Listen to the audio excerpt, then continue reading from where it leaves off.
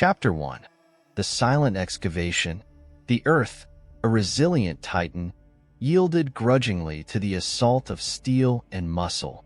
Each bite of the excavator was a deliberate, measured incursion into its ancient womb. A desolate expanse stretched into the horizon, a canvas etched with the raw strokes of creation. Here, in this forsaken corner of the world, where time seemed to move at a glacial pace, a new wound was being inflicted. Beneath a sky indifferent to the disturbance, the machines toiled relentlessly. Their rhythmic hum, a discordant counterpoint to the primordial silence, was a constant in this otherwise unchanging tableau. Tons of earth were displaced, revealing layers of history compressed into solid strata. The scent of wet clay and decaying vegetation hung heavy in the air, a pungent perfume of the underworld. As the excavation deepened, an undercurrent of anticipation began to stir. The workers, their faces etched with a mixture of determination and trepidation, pressed on. There was a sense of purpose in their actions, a belief that what lay beneath held answers to questions that had remained unanswered for millennia. With each passing day, the pit grew larger, a gaping maw that seemed to swallow light. The walls, once solid and reassuring, now loomed as imposing, ever-present shadows. The ground trembled with each new discovery, as if the earth itself was protesting this violation of its sanctity. Strange formations began to emerge from the depths, twisted, gnarled shapes that defied categorization. The workers paused, their tools forgotten, as they gazed upon these alien artifacts. A collective breath was held, a silent acknowledgement of the extraordinary. As the sun dipped below the horizon, casting long, eerie shadows across the excavation site, a cold dread began to seep into the bones of those present. The ancient darkness seemed to rise with the night, filling the pit with an unseen presence. A whisper of fear, carried on the wind, was the only sound that broke the stillness. Chapter 2. The Forgotten Depths. The excavation had become an obsession, a relentless pursuit of the unknown. With each passing day, the pit deepened, a yawning chasm that seemed to pull at the very fabric of reality. The once vibrant hues of the earth had given way to a monochromatic palette of browns and grays, a stark contrast to the burgeoning life above. Strange, otherworldly shapes continued to be unearthed. They were remnants of a time so distant it was almost inconceivable. Some were organic, twisted and contorted into grotesque forms that defied the laws of nature. Others were of a more artificial nature, crafted with a precision and complexity that hinted at an advanced civilization. As the workers delved deeper, a growing sense of unease permeated the site. The air, once fresh and invigorating, now carried an imperceptible chill, a cold breath from the subterranean depths.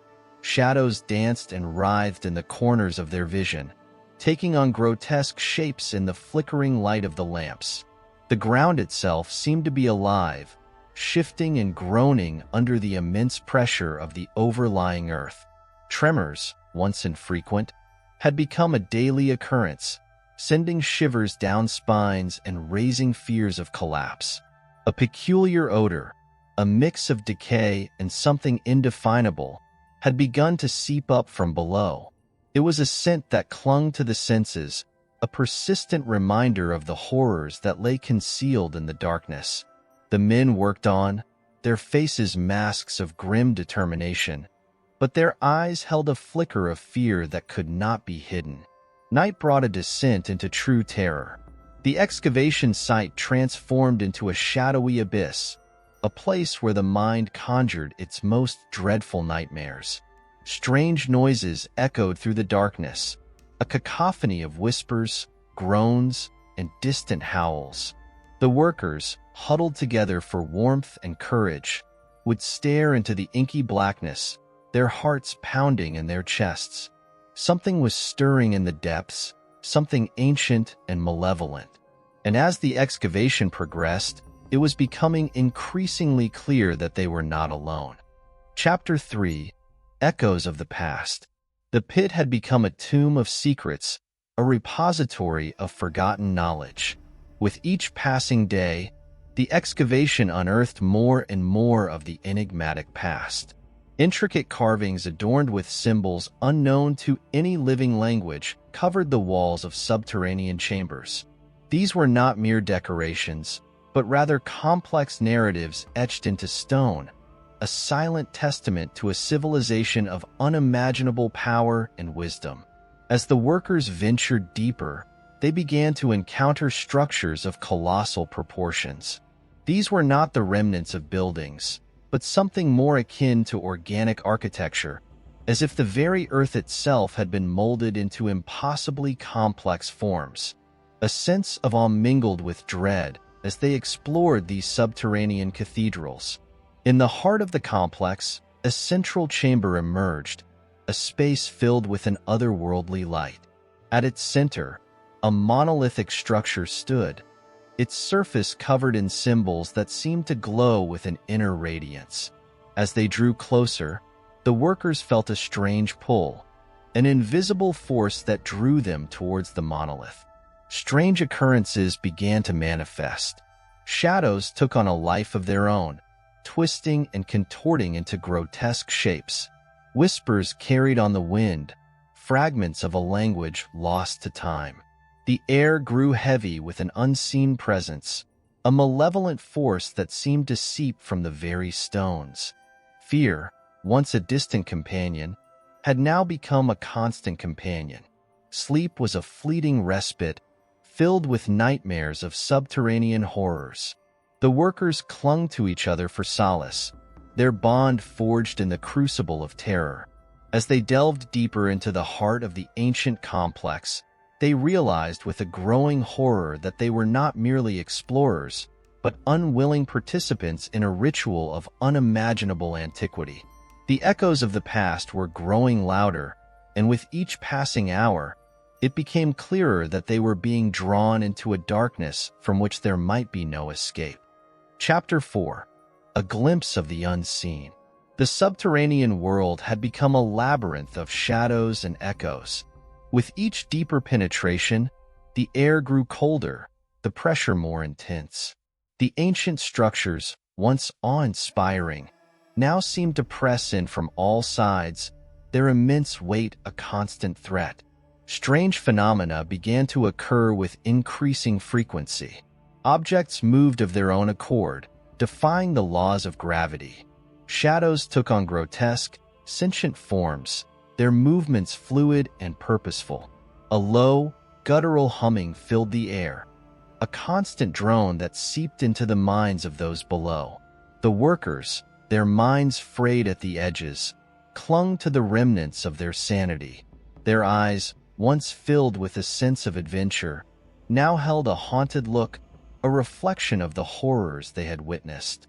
Sleep was a torment, filled with visions of grotesque creatures and endless, labyrinthine corridors. In the heart of this subterranean nightmare, a sense of impending doom grew stronger. The air was thick with anticipation, a palpable tension that hung heavy in the atmosphere. The workers felt it, a primal instinct warning them to flee, to escape this place of shadows and despair. But there was a strange allure to the darkness, a magnetic pull that kept them rooted in place. The promise of discovery, the hope of finding answers, was a powerful force.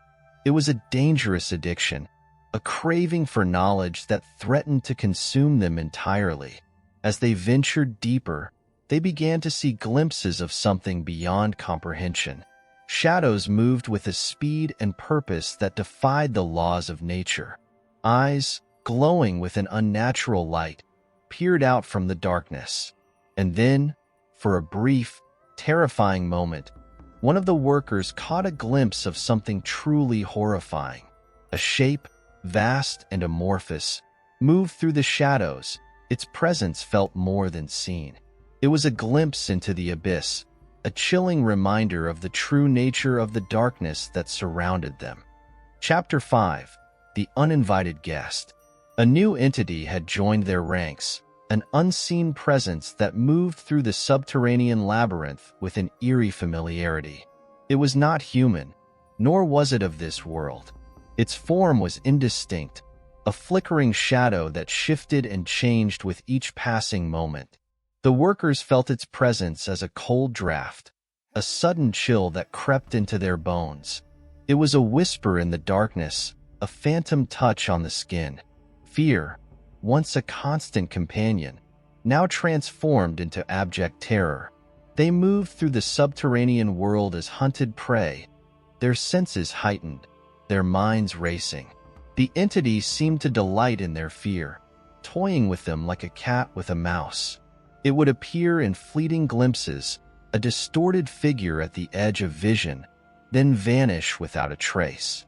Its laughter, a hollow, echoing sound, filled the caverns, a chilling reminder of its omnipresence. As days turned into nights, the workers became shadows of their former selves.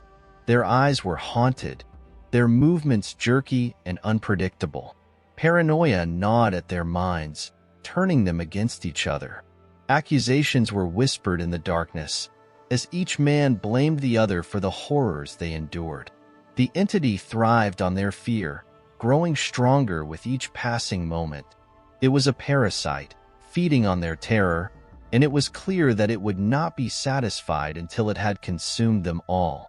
The subterranean world had become a living nightmare, a place where sanity was a fragile illusion and death was a constant companion.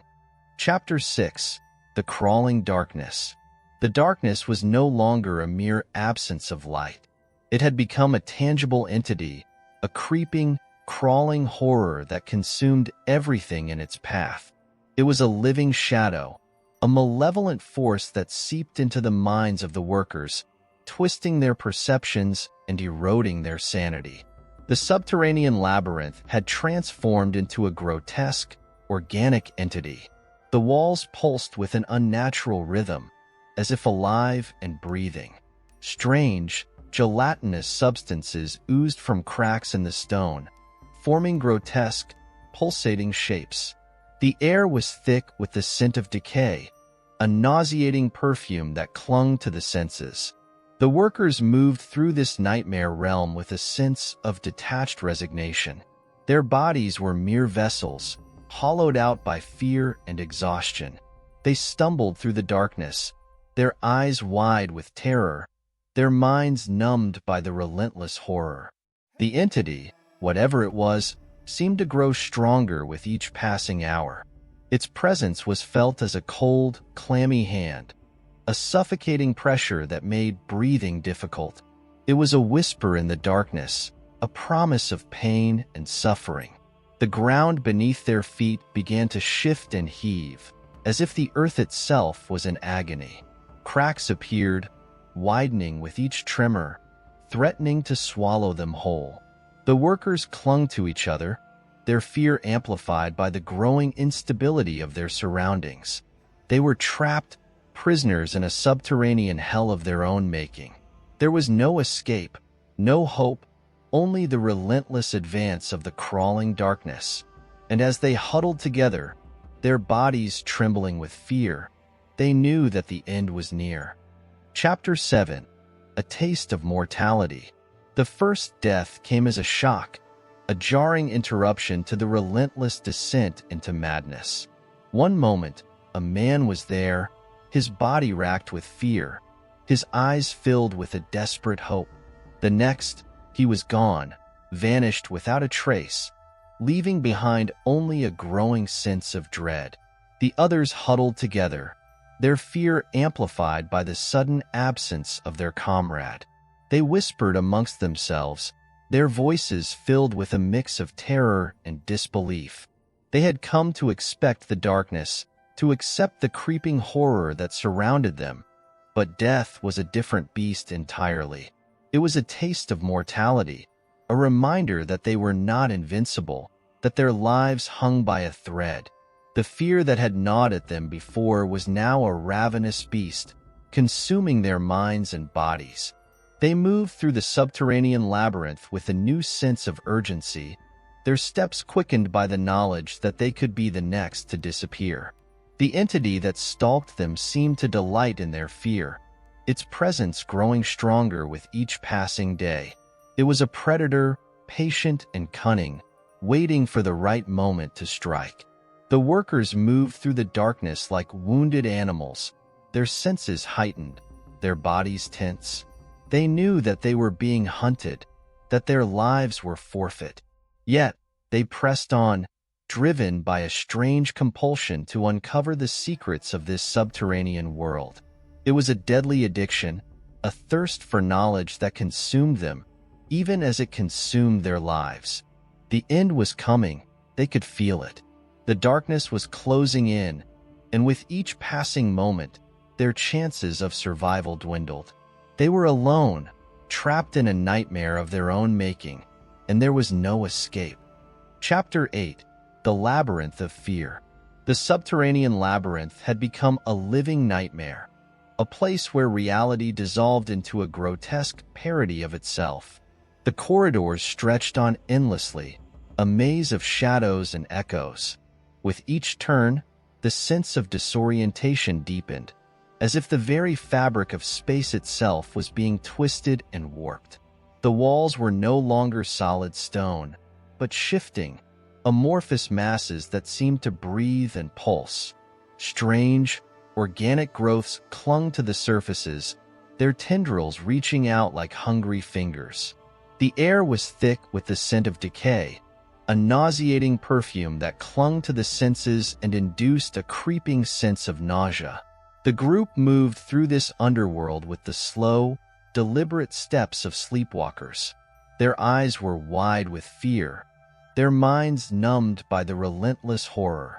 They clung to each other for solace, their bodies pressed together in a desperate attempt to ward off the encroaching darkness. The entity that stalked them was always present, a shadow that moved with them, a whisper in the darkness. Its presence was a constant, a cold dread that seeped into their bones and chilled their blood. They could feel its eyes upon them, watching, waiting, anticipating the moment to strike. Time had lost all meaning in this subterranean realm. Days and nights blurred together, indistinguishable in the eternal twilight. The only constant was the fear, relentless companion that never left their side. They were lost, trapped in a labyrinth of their own making, with no hope of escape. Chapter 9: The Unbreakable Silence. The labyrinth had become a tomb of silence. The once familiar sounds of human activity, the scrape of boots, the murmur of voices, the clink of tools, had vanished, replaced by an oppressive quiet. It was a silence that pressed in from all sides, a heavy, suffocating weight that bore down on the survivors. Their senses, heightened by fear and isolation, strained to detect the slightest sound, any indication of life beyond their small group. But there was nothing. Only the relentless ticking of their own hearts broke the stillness, a rhythmic counterpoint to the vast, empty expanse around them. The darkness seemed to grow denser with each passing hour, swallowing up even the faintest glimmer of hope. The walls, once solid and reassuring, now seemed to close in, threatening to crush them. The air was thick with the scent of decay and fear, a potent mixture that clung to their senses like a shroud. They moved through the labyrinth like ghosts, their footsteps muffled by the thick carpet of dust that covered the floor. Their eyes, accustomed to the perpetual gloom, saw little more than shifting shadows. They were alone, utterly and completely alone, lost in a world where silence was the only constant. A cold dread crept into their hearts as they realized the true extent of their isolation. They were not merely lost in a physical labyrinth, but also trapped in a psychological prison of their own making. The silence was a noose, tightening around their minds, suffocating their sanity. Chapter 10: The Shadow's Embrace. The shadow grew. It was no longer a mere absence of light, but a tangible entity, creeping and crawling through the labyrinth. It was a living darkness, a malevolent force that seemed to seep into the very fabric of their existence. It began as a subtle change, a deepening of shadows, a more pronounced absence of light. But as days turned into endless nights, the shadow became all-consuming. It pressed in from every direction, a suffocating embrace that chilled them to the bone. The survivors huddled together, their bodies pressed close for warmth and comfort. But even in the closeness of their group, they felt an isolating cold, a separation from the world they once knew. The shadow seemed to penetrate their minds, whispering doubts and fears, driving them apart. Paranoia crept into their hearts. Each shadow became a potential threat, each sound a harbinger of doom. They watched each other with distrust, their eyes filled with a mixture of fear and accusation. The bonds of friendship, forged in the crucible of shared terror, began to fray. The labyrinth, once a mere physical challenge, had become a psychological prison. Their minds were trapped in a maze of shadows, their sanity eroded by the relentless darkness. They were losing themselves, one by one, consumed by the creeping horror that surrounded them. Chapter 11. The Forbidden Knowledge. In the heart of the labyrinth, a chamber emerged, a place untouched by the creeping darkness. It was a sanctuary of sorts, a respite from the relentless horror. At its center, a monolithic structure stood, its surface covered in intricate carvings and symbols. It was an ancient artifact, a relic of a civilization long forgotten. Drawn by an inexplicable compulsion, the survivors approached the monolith. Its surface seemed to shimmer with an inner light, casting eerie shadows on the chamber walls. As they drew closer, strange sensations washed over them. A sense of vertigo, a disorientation of time and space, and a growing pressure in their minds. The carvings on the monolith told a story of creation and destruction, of a cosmic battle between light and darkness. It was a tale of forbidden knowledge, of secrets that should remain buried. As they delved deeper into the carvings, their minds began to expand, their understanding of the universe deepening. But with this newfound knowledge came a terrible price. The survivors began to experience visions, glimpses of a future filled with unimaginable horror. They saw the destruction of worlds, the extinction of life, and the rise of a cosmic evil. These visions were not mere fantasies, but glimpses of a terrible truth. The monolith was a conduit, a gateway to a realm of forbidden knowledge. It was tempting them with the promise of power, of control over the universe. But they knew, deep down, that this power came at a terrible cost. To delve deeper was to invite destruction, to become instruments of a cosmic horror. Chapter 12. The Unseen Predator. A shadow moved through the darkness, a shape that shifted and changed, defying definition. It was a predator, a silent hunter that stalked its prey with deadly efficiency. The survivors sensed its presence, a cold dread that seeped into their bones. It was a predator of the mind, as well as the body, a creature that fed on fear. The attacks were subtle at first, a whisper in the darkness, a fleeting shadow at the edge of vision. But as days turned into nights, the attacks grew bolder, more direct. Members of the group began to disappear, vanishing without a trace, leaving behind only a growing sense of terror.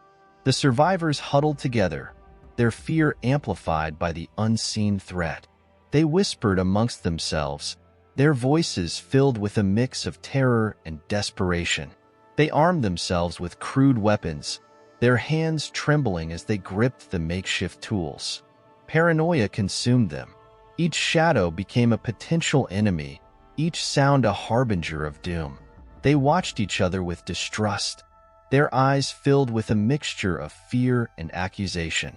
The bonds of friendship, already strained by the ordeal, were now on the brink of collapse.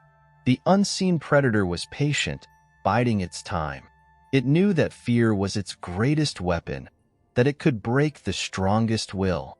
The survivors were trapped, hunted animals in a labyrinth of terror, with no hope of escape. Chapter 13. The Descent into Madness.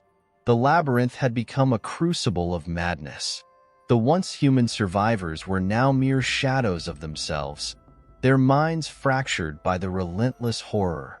Paranoia had consumed them, turning friend against friend in a desperate struggle for survival. Hallucinations became a constant companion. Grotesque shapes danced in the corners of their vision, whispering promises of salvation or eternal torment. The line between reality and delusion blurred, dissolving into a chaotic swirl of fear and confusion. Sleep, once a fleeting respite, was now a torment.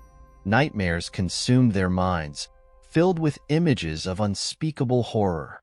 They would wake, drenched in sweat, their hearts pounding in their chests, convinced that the darkness had breached their defenses. The survivors moved through the labyrinth like automatons, their bodies driven by a primal instinct for survival. Their eyes held a vacant stare, their minds lost in a fog of despair. They were no longer human, but broken shells of their former selves. The unseen predator thrived on their madness, its presence growing stronger with each passing day. It was a master manipulator, feeding on their fear and turning them against each other. The labyrinth had become a killing ground, a place where only the strongest or the most cunning would survive. Chapter 14. The Ritual's Demand. A cold, otherworldly energy pulsed through the labyrinth, a growing demand that echoed through the minds of the survivors. It was a call, a summons to a dark ritual, a sacrifice to appease the ancient evil that lurked in the shadows. The monolith, once a source of forbidden knowledge, now seemed to exert a malevolent influence, twisting their minds and bodies to its will. Desperation gnawed at their core. They understood the terrible cost of this ritual, but the alternative was unthinkable. The unseen predator grew bolder, its attacks more frequent and deadly. They were trapped in a corner, their backs against the wall, with no escape. The survivors began to prepare for the inevitable. They gathered strange artifacts, remnants of the ancient civilization, and arranged them in a macabre pattern on the chamber floor. The monolith pulsed with an intensified light, casting eerie shadows that danced and writhed. A sense of dread washed over them as they realized the true nature of the sacrifice. It was not a mere offering to appease an ancient evil, but a surrender of their souls. They were being consumed by darkness, their humanity eroded by the relentless pressure. With heavy hearts, they prepared themselves for the final act. The air grew thick with anticipation, a palpable tension that hung heavy in the chamber. The survivors exchanged a final, silent glance, their eyes filled with a mixture of fear and resignation. The ritual was about to begin, and with it, the end of their world. Chapter 15. The Breach. The monolith pulsed with an intensified light, its surface shimmering with an otherworldly energy. The survivors, their bodies trembling with fear and anticipation, stood at the heart of the ritual circle. A cold dread washed over them as they realized the gravity of their actions. This was not merely a sacrifice, but an invitation, a beckoning to a realm beyond comprehension. As the final incantation was uttered, a surge of power erupted from the monolith, filling the chamber with a blinding light. The survivors closed their eyes, bracing themselves for the unknown. When the light faded, they opened their eyes to a world transformed. The labyrinth had been breached. A gaping maw, filled with a swirling vortex of darkness, had opened in the chamber wall. It was a portal to another dimension, a gateway to the abyss. A cold wind whipped through the chamber, carrying with it the scent of decay and sulfur. The survivors were drawn to the portal, as if pulled by an invisible force. Their bodies trembled with a mixture of fear and exhilaration. They knew that to step through the portal was to embrace oblivion, but the allure of the unknown was too strong to resist. One by one, they stepped into the void, disappearing into the swirling darkness. The last to remain was a solitary figure, their body racked with doubt and terror. But the pull of the abyss was irresistible. With a final, desperate glance at the world they were leaving behind, they took the final step. The chamber was empty, save for the monolithic structure and the gaping portal. The silence was deafening, broken only by the faint whisper of the vortex. The ritual was complete, the breach had been made, and with it, a new era of darkness had begun. Chapter 16. The Unnatural Order. The breach was a gaping maw, a black hole in the fabric of reality. It pulsed with an otherworldly energy, a malevolent heartbeat that throbbed through the subterranean depths. From its depths, tendrils of darkness reached out, probing, searching, consuming. It was a wound in the world, a cancer that spread with terrifying speed. The earth trembled as the breach grew, its tremors echoing through the labyrinth like the death knell of a dying world. Strange, unearthly creatures began to emerge from the void, grotesque abominations that defied description. The once familiar labyrinth was transformed into a battleground. The survivors, those who had escaped the ritual, fought a desperate rearguard action against the invading horde. They were outnumbered and outmatched, their courage their only weapon against the relentless onslaught. Hope was a fragile thing in this new world order. With each passing hour, the breach grew larger, its power increasing. The survivors fought on, driven by a desperate desire to survive, but they knew deep down that their fate was sealed. The darkness was coming, and nothing could stop it. Chapter 17. The Sacrifice. The survivors huddled together, their faces etched with fear and determination. They knew that their time was running out, that the creatures were closing in, and that they would soon be overrun. But they were not going to give up without a fight. They had been fighting for their lives for days, and they were exhausted. But they knew that they had to keep going, or they would all die. They had to find a way to stop the creatures, or they would all be doomed. They had been searching for a way to close the breach, but they had not been able to find anything that worked. They had tried everything they could think of, but nothing had worked. They were running out of time. They knew that they had to make a sacrifice. They had to give up something of great value to themselves in order to save themselves. They had to give up something that they loved, something that they held dear. They decided to sacrifice their own lives. They knew that it was a risky plan, but it was their only hope. They would stand together and fight the creatures until they were all dead. They would not let the creatures win. They formed a circle around the breach, their hands clasped together. They closed their eyes and began to chant. Their voices echoed through the labyrinth, a powerful force that seemed to resonate with the ancient stones. The creatures began to close in, their eyes glowing with hunger.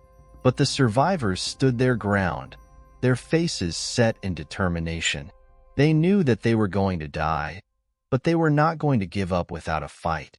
The creatures attacked, but the survivors were ready for them. They fought back with all their might, their bodies battered and bruised, but they would not give in. Finally, the creatures were too much for them. They were overwhelmed, and they fell. But they had not died in vain. They had held the creatures off long enough for the breach to close.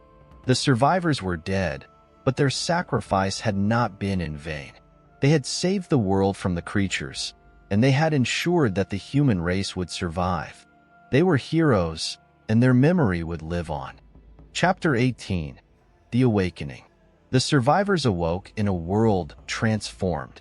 The labyrinth was gone, replaced by a vast, barren wasteland. The sky was a swirling mass of darkness, punctuated by strange, pulsating stars. The air was thick with an otherworldly silence, broken only by the distant howling of unseen creatures. They were alone, cast adrift in a hostile environment. The memories of the labyrinth were still fresh in their minds, the horrors they had witnessed etched into their souls. But they were alive, and that was something to be grateful for. They began to explore their new surroundings, searching for signs of life, or at least, a place to shelter from the harsh elements. They found nothing. The wasteland was empty, devoid of any form of life. They were alone, and they were afraid. They knew that they had to find a way to survive, but they didn't know how. They had no food, no water, and no shelter. They were at the mercy of the elements, and they were not sure how long they would be able to survive. They huddled together for warmth, their bodies shivering in the cold night air. They talked about what they should do next, but they had no answers. They were lost, and they didn't know where to go. They were alone, and they were afraid, but they were also determined. They knew that they had to find a way to survive, or they would die. They had to find a way to make a new life for themselves, or they would be lost forever. They were alone, but they were not defeated. They were survivors, and they would find a way. Chapter 19. The Reckoning. The survivors had been wandering the wasteland for weeks, searching for a sign of life, or at least a place to call home. They had found nothing. The wasteland was empty, devoid of any form of life. They were beginning to lose hope. They were starving, dehydrated, and exhausted. They were on the brink of death, but they were not going to give up. They had survived the labyrinth, and they would survive this. They had to find a way to survive, or they would die. They began to ration their food and water, hoping to make it last as long as possible. They also began to conserve their energy, trying to avoid using too much energy. They were weak, but they were determined. They would not give up. One day, they came across a strange sight. A large, black obelisk stood in the middle of the wasteland. It was covered in strange symbols, and it seemed to be pulsing with energy. The survivors were drawn to the obelisk. They approached it cautiously, their hearts pounding with fear and anticipation. They stood before the obelisk, and they felt a strange connection to it. They could feel the energy emanating from it, and they could feel it calling to them. They decided to touch the obelisk, and they felt a surge of energy flow through their bodies. They were filled with a sense of power and purpose. They knew that they had found what they were looking for. They had found a way to survive. They returned to their camp, and they began to work on a plan. They would use the energy from the obelisk to create a new world, a world where they could live in peace and safety. They would build a city, and they would populate it with their own kind. They would create a new civilization, a civilization based on knowledge and understanding. They would be the first humans to live in a new world, a world free from the horrors of the old. They were excited about the future, and they were ready to face whatever challenges came their way. They were survivors, and they would thrive. Chapter 20. The Final Rites. The obelisk pulsed with a renewed intensity, its surface shimmering with an otherworldly light. The survivors, their bodies etched with the marks of their journey, gathered around the monolithic structure. They had come to the end of their odyssey, to a final reckoning with the forces that had shaped their existence. The ritual began with a solemn silence, broken only by the rhythmic pulse of the obelisk. One by one, the survivors stepped forward, their hands outstretched towards the ancient stone. A surge of energy coursed through their bodies, a final communion with the power that had sustained them. As the last survivor touched the obelisk, a blinding light enveloped them. The world dissolved into a kaleidoscope of colors and shapes, a chaotic symphony of creation and destruction. When their vision cleared, they found themselves in a new realm, a place of ethereal beauty and infinite possibility. The obelisk stood at the center of this new world, a beacon of hope in a universe reborn. The survivors, transformed by their experience, felt a sense of purpose and destiny. They were the architects of a new reality, the guardians of a nascent civilization. With a shared determination, they began to shape their new world. They harnessed the power of the obelisk, channeling it into the creation of life and matter. They sculpted landscapes, formed oceans, and brought forth creatures of astonishing diversity.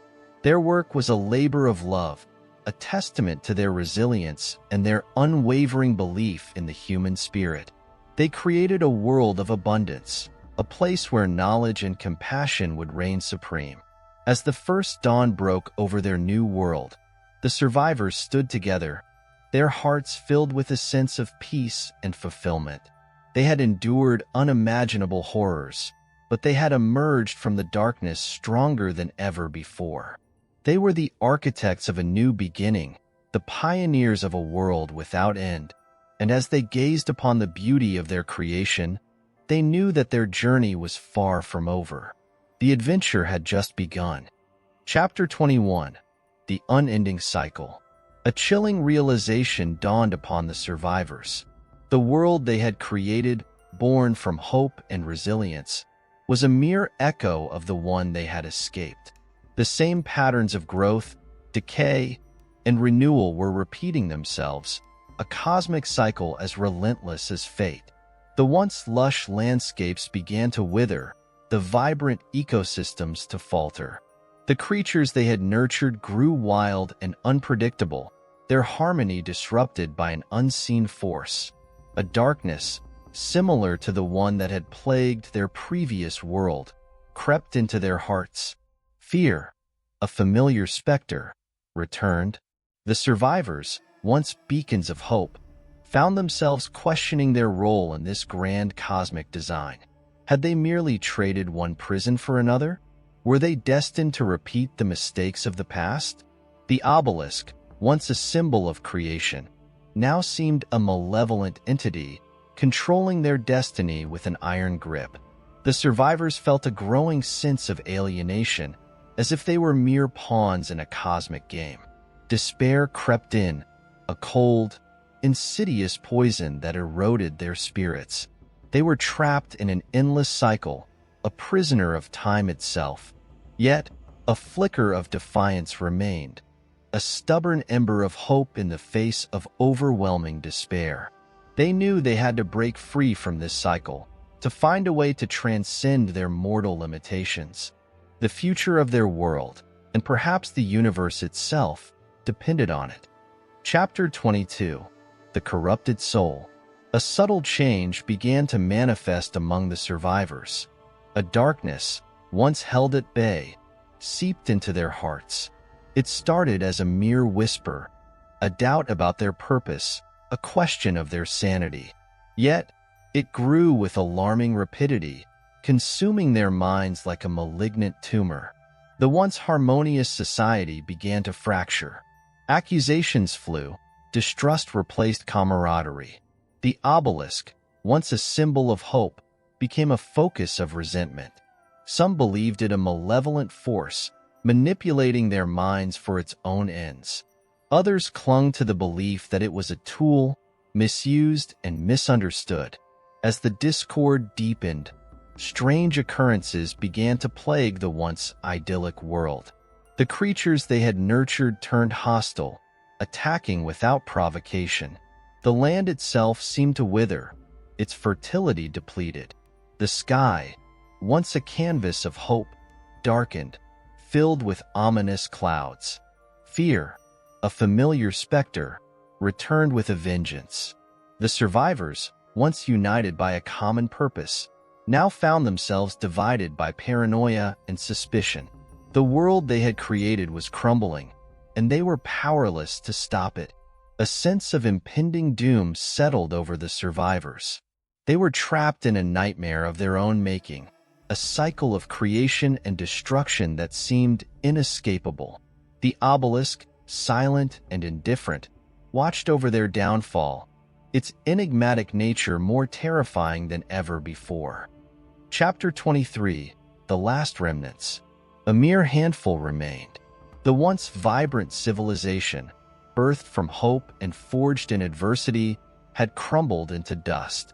The survivors, haunted by the specter of their failures, clung to existence in the ruins of their shattered world.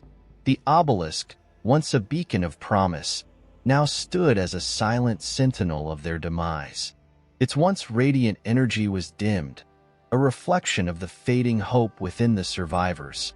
They were the last remnants of humanity, the final custodians of a dream turned nightmare. The world they had created had turned against them, a monstrous entity indifferent to their suffering. The creatures they had nurtured had evolved into predatory horrors, their former beauty twisted into grotesque forms. The land, once fertile and bountiful, was now a barren wasteland, scarred by the ravages of time. Solitude was their constant companion. The survivors moved through the ruins like ghosts, their footsteps echoing in the empty spaces. The weight of their failures bore down upon them, a crushing burden that threatened to consume them entirely. Yet, in the depths of their despair, a flicker of defiance remained. They were the last of their kind, the final guardians of human potential, and as long as that spark of hope endured, so too did the possibility of redemption. Chapter 24. The Unveiling. A storm was brewing, not in the sky, but within the very fabric of reality. The survivors, haunted by the specter of their failure, felt its approach as a cold, premonitory dread. The obelisk, once a silent observer, now hummed with an ominous intensity, its surface flickering with unseen energies. Then, it happened. The sky split open, revealing a yawning chasm of darkness. A cosmic tempest erupted, its fury unlike anything the survivors had ever witnessed. The ground trembled, the air crackled with electricity. Amidst this chaos, the obelisk erupted in a blinding light. When their vision cleared, the world had changed. The wasteland was gone, replaced by a surreal landscape of floating islands and crystalline structures. The survivors found themselves transformed, their physical forms altered, their minds expanded. As they explored this new reality, they discovered a hidden truth. The obelisk was not a mere artifact, but a sentient being, a cosmic entity tasked with observing and guiding civilizations. It had allowed them to experience the cycle of creation and destruction, to learn from their mistakes.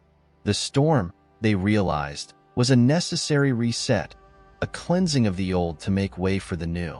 They were not the last remnants of humanity, but the pioneers of a new species, beings capable of traversing the cosmos and shaping reality to their will. With newfound purpose, the survivors embraced their destiny. They were no longer victims of fate, but architects of their own reality. The journey was far from over, but for the first time in ages, they looked to the future with hope, not fear. Chapter 25. The Abyss. As they delved deeper into their newfound reality, the survivors encountered anomalies. In the heart of a crystalline metropolis, they discovered a void, a black expanse that seemed to swallow light. It was a portal, a gateway to the unknown. Driven by an insatiable curiosity, they ventured into the abyss. The transition was swift and disorienting. They found themselves in a realm of pure energy, a place devoid of form or substance. It was a realm of infinite possibilities, but also of infinite dangers. They encountered beings of pure energy, entities that existed beyond the confines of space and time. Some were benevolent, offering guidance and wisdom. Others were malevolent, seeking to consume and control. The survivors, tempered by their experiences, navigated this alien landscape with caution and courage. They learned to harness the energies of this realm, to bend reality to their will. They became more than human, evolving into beings of pure consciousness. Yet, as their power grew, so too did their understanding of the universe. They realized that even this realm was part of a larger cycle, a cosmic dance of creation and destruction. The abyss was not an endpoint, but a new beginning. With a heavy heart, they turned their gaze back to their home reality. They knew that their journey was far from over. The universe was vast and full of mysteries, and they were merely at the threshold of discovery. As they stepped back through the portal, they carried with them the knowledge and power of the abyss. They were no longer mere survivors, but cosmic explorers, destined to shape the fate of countless worlds. Their legacy would be written in the stars, a testament to the indomitable spirit of humanity.